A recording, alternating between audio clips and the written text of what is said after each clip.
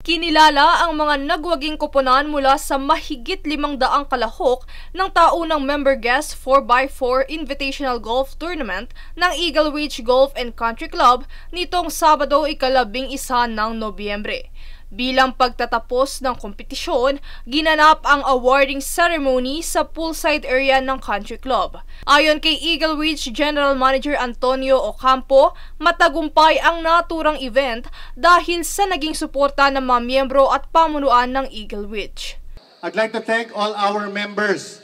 Maraming salamat po for patronizing our golf course, our golf club, and for having the patience in staying with us. Thank you very much. I'd like to thank all the guests who joined this 4x4. Next year should be bigger. I promise you we will maintain our courses in this condition.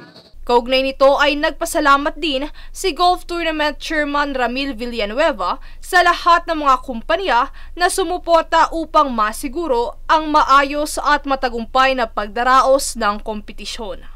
It is an honor and privilege to be your chairman of the 4x4 Invitational Tournament. See you all next year. Continue to enjoy the food and the rest of the program. Thank you very much. Maraming salamat po. Naging masaya ang seremonya buhat ng mga inihandang masasarap na pagkain at sinabayan pa ng pagtatanghal ng mga Viva Max Bellas na nagbigay ligaya sa mga manlalaro.